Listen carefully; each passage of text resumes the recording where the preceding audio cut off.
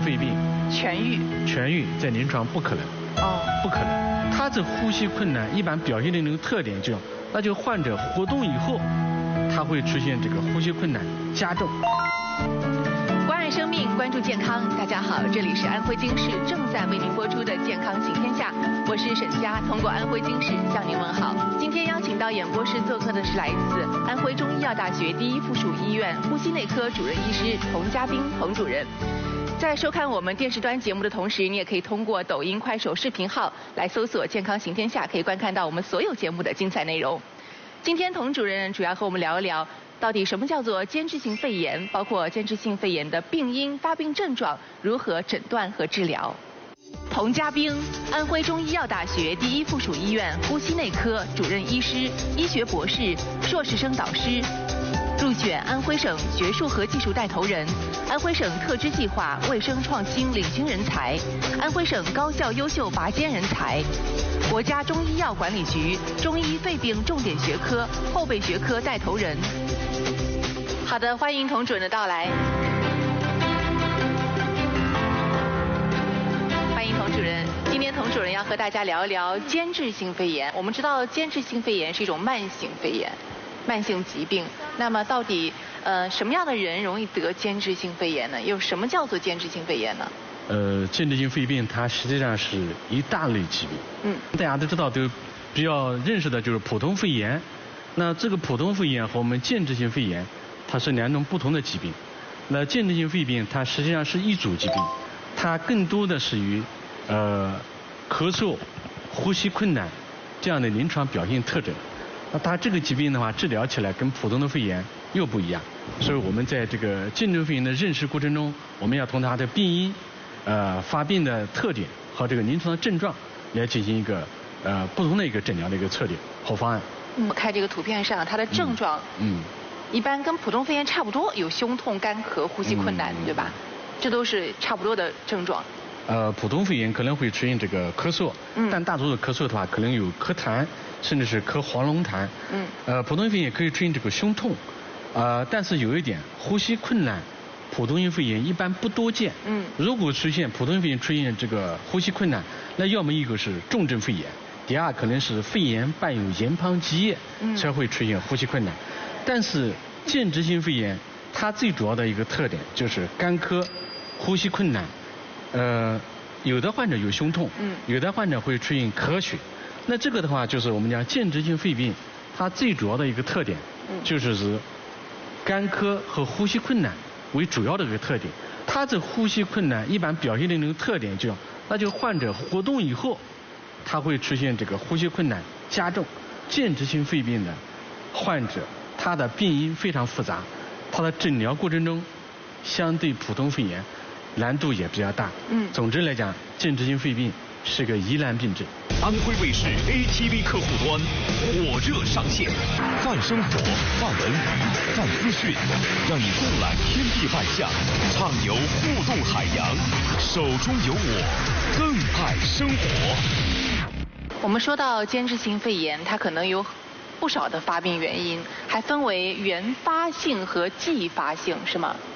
实际上，我们简单的说间质性肺病，那它可能我们正常讲的应该是一个继发的肺间质纤维化。肺间质纤维化，所以在临床表现的特点就是一个慢性的炎症加上一个肺的纤维化的改变。那它的发病原因有哪些呢？我们讲间质性肺病，如果是继发的，像结缔组织病，结缔组织病实际上也是一大类疾病。那结缔组织病有哪些？正常我们大家比较熟悉的，像风湿、内风湿、干燥综合症，像 SLE， 像这次疾病，包括是血管炎。那这次疾病，它实际上早期的话，可能是一种免疫系统的疾病，而到后期这次疾病可以影响到肺，那就是结缔组织疾病相关性肺病。那这个可以找到原因的，叫继发的肺间质纤维化。还有像一次职业因素，假如说我们像一次职业粉尘暴露比较高的，像这次高危职业，建筑类的职业，建筑类，像这个油漆，像木工，像瓦工、油漆工。第三类疾病像一次我们临床不太常见的，像一次药物继发的。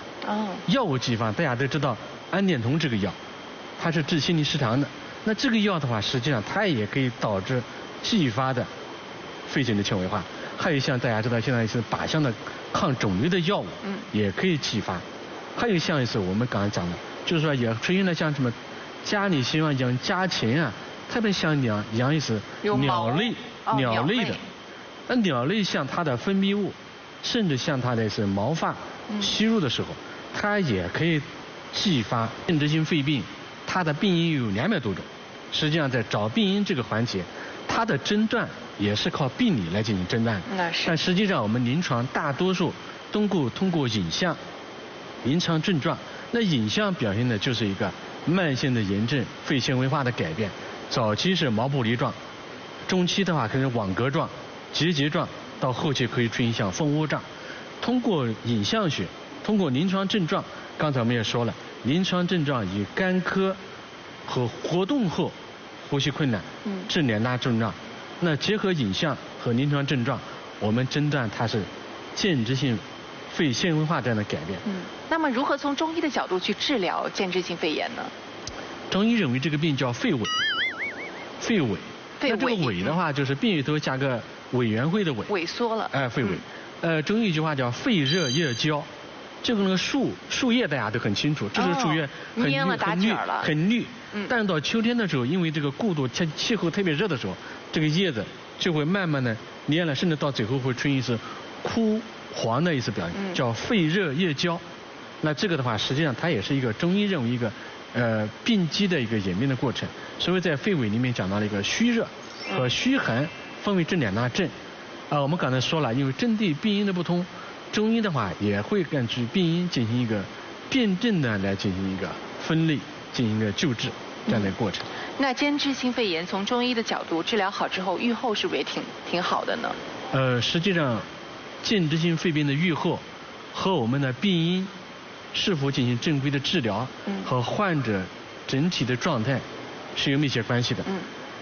大家都知道，我们刚才说了，就是这个如果是继发的，我们的治疗实际上是原发病和肺纤维化2个病同时进行治疗。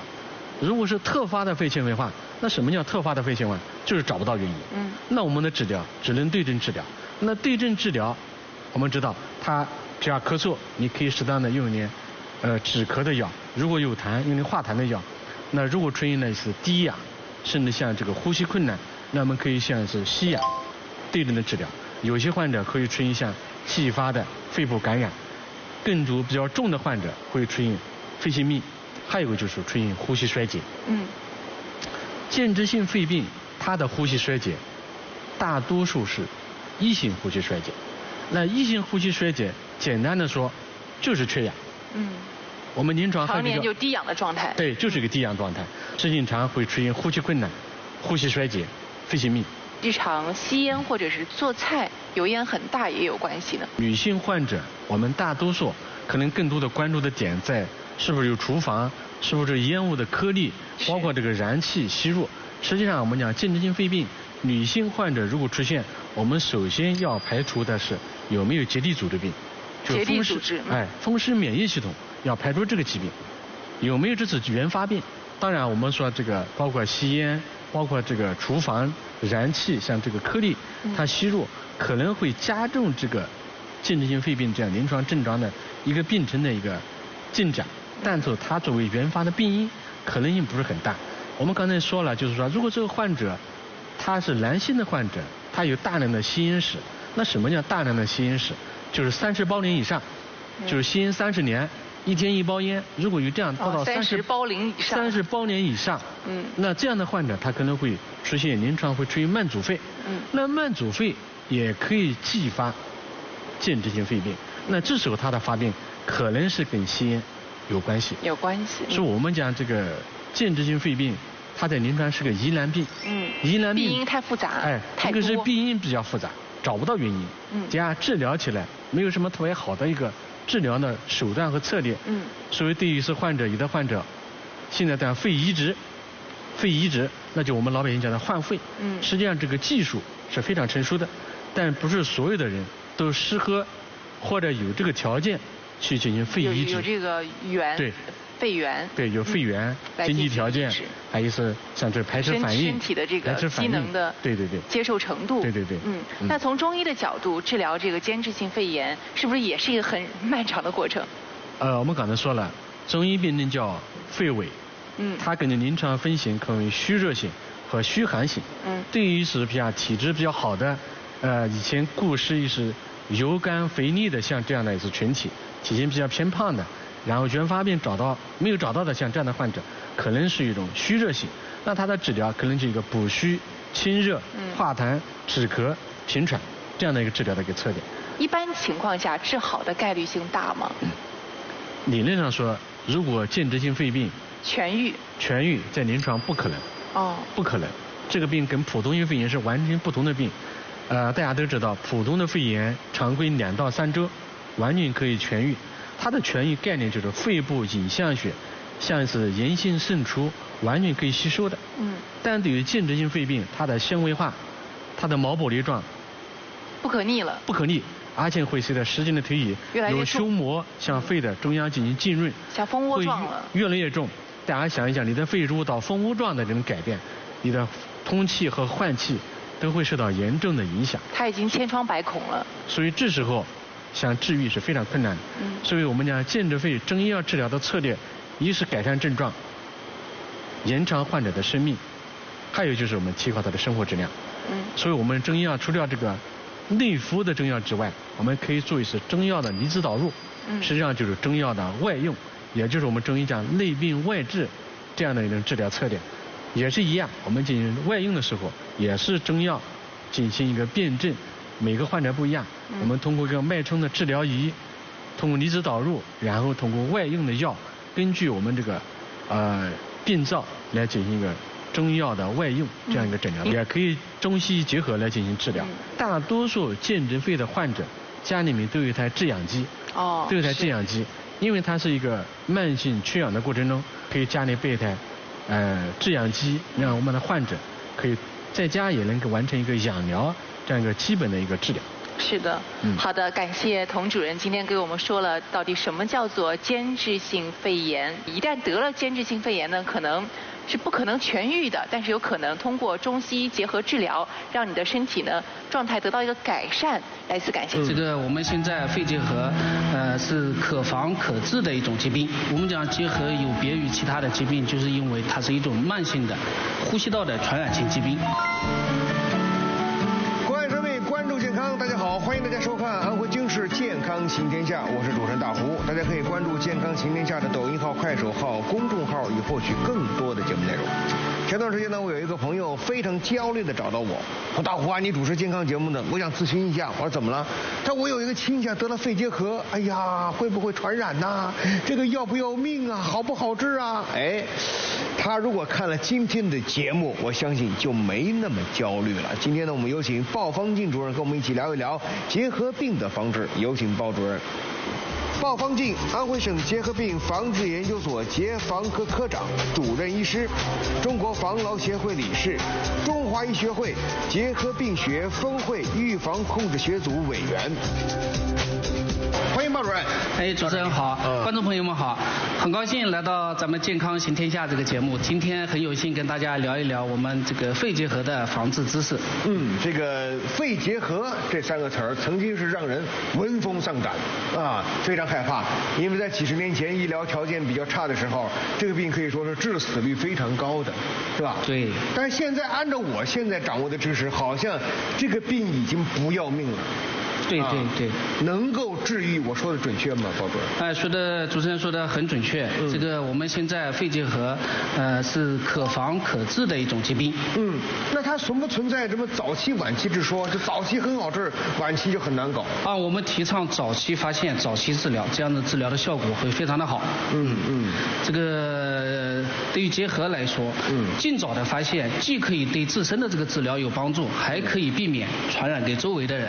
所以呢，我们对于结核的肺结核，特别是肺结核来说呢，一定要做到这种早期的发现，要有早期发现的这种意识。好，我们看这张图啊，这个红红的。乍乍一看像这个小香肠一样的，应该就是结核了。哎，对，这是我们抗生染色下的高倍镜下显示的这个肺结核分支杆菌。哦，它是一种细菌。看字面意思，结核，好像肺上面结了什么核，那到底它是一个什么样的生命机制呢？哦，它是因为你的这个结核分支杆菌感染了你的人体以后，那么它侵犯了你的肺部，那么造成你肺部的这种损伤过以后呢，在这个CT 啊，或者是在这种影像学这种检查下面显示出来的这么一种病理学的这种伤害啊。所以说主要还是因为细菌侵犯了你的肺部，侵蚀了你的肺部造成的这么一种疾病。主要是结核病菌侵犯肺部引起的疾病。对。那一开始呢，这个专家说了一句话，就让我们宽心了一半。这个病不要命，好好治是能治好的。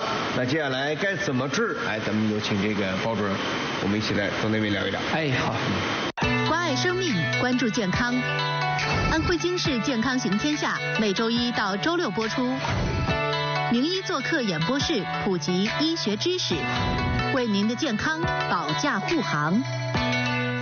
包主任，刚才您说了这个病可以治好，我们很多有疾病的朋友就宽心了一些啊。那么这个病它如何做到早发现呢？它有什么症状呢？肺结核是这样，我们一般早期的症状呢就是咳嗽、咳痰，所以我们现在在防治肺结核的这个疾病的过程当中呢，我们提倡大家，如果你有咳嗽、咳痰的症状，特别是有咳嗽、咳痰超过2周的时候，我们推荐你到结核病的定点医院，或者是到就近的这个综合医院去做相应的一些检查。当然了，咳嗽咳痰呢，它也不是结核的特有的症状，对吧？万一是感冒，你也有可能是其他的疾病，但是呢，你要有这个意识，排查一下结核，那么这个对于结核的早期发现呢，也非常的有帮助。就是。但是您说这个咳嗽咳痰，我就想有没有一个症状是结核病明显区别于其他这个肺部疾病的？倒没有非常特异的症状，因为我们这个如果怀疑结核呢，是要到医院里去做相应的检查，像胸片，像痰图片的这种检查，特别是痰图片，在你的这个痰里面查到了结核分支杆菌，那就可以明确的诊断你就是肺结核，对吧？所以一定要到正规的医疗机构去做相应的检查，就是看看你痰里的物质，对，去查你痰里面，现在我们有这个非常先进的一些技术，对吧？像这个图片的检查，还有一些分子生物学的检查。那么你去查过以后，是不是有结核分支杆菌？如果找到了这个细菌，那就比较明确的诊断你是肺结核。这个还要做一个胸部 CT， 对吧？这几个手段合并起来用。对，这个 CT 和这种细菌学的检查可以合并使用。那您这样一说的话，还有一点就非常重要，你万一有可能是肺结核病的话，还真不能随地吐痰，它有传染性吧？对，我们讲结核有别于其他的疾病，就是因为它是一种慢性的呼吸道的传染性疾病。那么如果你得了结核以后呢，你这个是很容易传给跟你周围的这个密切接触的人，大家可以看一下这个。那么结核在你这个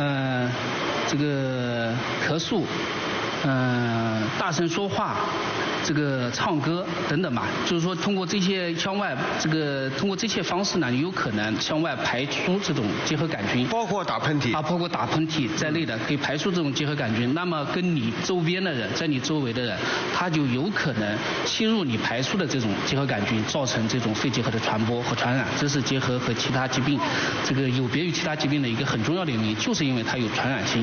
那是不是意味着如果有肺结核的话，就一定会传染身边人呢？还是讲只有一个概率呢？如果跟你密切接触的这些人，极大概率是会被传播上的。比如说你们这个同处一室，或者是同一个家庭，或者是这个同办公室的同事，那么你们如果长时间在一起接触的话，那极大概率是会被传染上的。那也就意味着，一旦你被确诊了肺结核，最好你身边交往比较密切的近亲属也最好去做个检测。对，像我们得普通的感冒会知道，它反正也是呼吸道的嘛，是吧？它会自愈啊，过个7天什么。结核病不存在吧？结核病不会，就一定要治，一定要经过正规的规范的治疗，否则它不会自己好的。那如果治好了以后，它还会反复发作吗？一般来说啊，就是你正规的治疗过以后，这一次治好了，但是呢，它不是一个免疫性的疾病，下一次还会发作，所以说你可能还会再感染，还在你的免疫力低下的时候，还可能再会发作。有没有说通过吃食物，不分块，也有可能吧？结核的传播的最主要的途径，还是我们刚才说的这种通过呼吸道的这种飞沫形式传播。那像主持人刚刚说到的这种，通过这种消化道的传播，或者是这种破损的皮肤的传播呢，是有的。也有。是有，也有通过这种形式的传播，但是这个仍然不是结核的主要途径。我们讲结核的主要途径呢，除了呼吸道传播以外呢，还有一类就是你咳痰，对吧？你这个咳嗽咳痰下来以后，你随地吐痰以后啊，这个痰会随着这个尘埃，它会飘起来。那么在这个尘埃里面，干燥的尘埃里面，这个痰存活的时间呢，这个结核分子杆菌存活的时间还很长。这样如果被其他健康的人群吸入了带有这种结核杆菌的这种尘埃以后呢，也会造成传染，对吧？所以这一类呢，就是不能随地吐痰的这个，我觉得应该是要养成一个很好的习惯。它不仅是卫生习惯，也是健康的习惯。对。那现在关于结核病的治疗是一个什么样的治疗方式呢？我们现在结核的治疗呢，是以化学药物治疗为主。化学药物治疗为主。那么结核大家过去也知道，过去呢叫10劳90。那么在上个世纪60年代，几种主要的抗结核的药物，像我们现在在用的烟肼、利福平等等吧，几种主要的抗结核药物问世以前啊，过去对于结核是没有化学药物的治疗，是没有这种好的手段。正是有这几种好的药物出现过以后，所以导致了我们现在大多数的结核90%以上吧，都能给它治愈。现在仍然是以化学治疗为主，辅以其他的免疫一些调节的治疗也有。也就是说不需要手术。这个病的防治看什么样的，这要具体针对于病人具体的情况。比如说有的病人他的肺上的这个形成了这种结核球，这个结核球呢，普通的这种药物呢也很难去把它杀灭，它的细菌啊躲在这个球体里面很难杀灭的情况下呢，在符合条件的时候也可以推荐使用一些外科手术。但是对于这种常规的这个结核来说呢，我们讲不太推荐外科的手术。为什么呢？结核做外科手术以后啊，它的这个伤口呢会非常难以愈合，会非常难以愈合。所以呢，这个绝大多数的我们结核是以内科的化学治疗药物为主。结核呢治疗它还有一个特点，它不像其他的这个疾病的治疗，它的病程相对短，结核的病程呢相对比较长。那么最短的就是初次感染的这种结核，最短的时间呢也要治疗6个月。如果是复治的病人呢，还要治疗8个月。如果是耐药的病人呢，那危害就更大。耐药的病人，我们现在这个推荐的疗程呢，要18到24个月。要18到24个月，而且治疗的时间非常的长。所以讲我们在这个结核的治疗期间，是要严格的按照这个医生的要求去做定期的这种随访和复查。在你好彻底之前，对吧？一定要及时的去对随访。对所以您说这个耐药机制听起来也很担忧啊。它会不会出现我这个结核比较严重，我耐药换药后来没药可换了，会不会这样的呢？会的。这个那不没得治了吗？就是我们现在讲这个耐药的结核一定要引起我们大众和社会的高度重视。为什么这么说？普通的结核我们现在有几种好的药物去治疗它，是可防可治，可以完全治愈的。一旦你耐药以后，这几种主要的一线药物你产生了耐药，那么你必然要用其他的新药或者是更贵的药。那么新药和更贵的药，除了诊疗费用上增加以外，这些药物可获取的途径也很少，对吧？我们国家现在还有这个很多的这种抗结核的新药还没有这种普惠，就是大家都能够轻易的去获得，而且这些费用很贵，而且它治疗的效果远远不于我们初治的刚开始治疗的效果那么好，对吧？就是简单来说，就是疗程变长了，费用变高了，治疗效果还不好。所以说耐药是我们当前这个结核危害当中这个危害程度最大的一类。危害程度非常严重。最后一个问题要问您，这个万一家里人得了结核，这个饮食起居怎么办呢？要分居吗？这个怎么生活呢？我们讲家里人呢，如果家里有人不幸得了结核，我们想这样，首先呢是自己本身要到这个患者的本身啊，也要到定点医疗机构，有条件的话呢，可能去住院治疗一段时间，因为结核的早期它的传染性会比较强，是吧？你去住院治疗一段时间呢，10天半个月，那么你的传染性呢会大幅度的下降，那么这个时候呢，你再回家进行后面的疗程呢，继续后面的疗程，可能会对家人呢是一个保护，这是一个。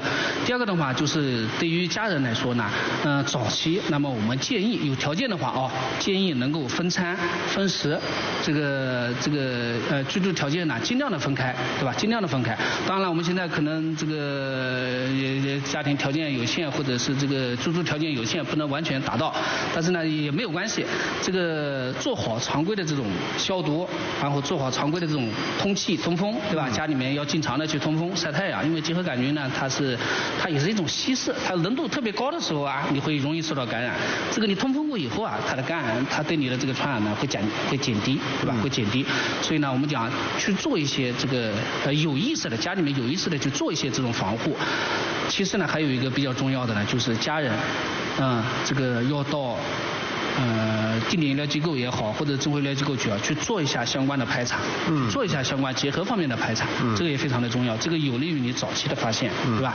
其实我听明白了，和这个新冠甲流的防控都是很类似的，都是传染性的传染疾病都很类似，对，都是有一些共同的防控措施。好，这个大家一听这就放心了啊，肺结核现在不要命，但是要积极的治疗，做到敏感症状要积极的早应对啊。祝您早日康复，谢谢包主任今天做客我们节目啊，谢谢主持人。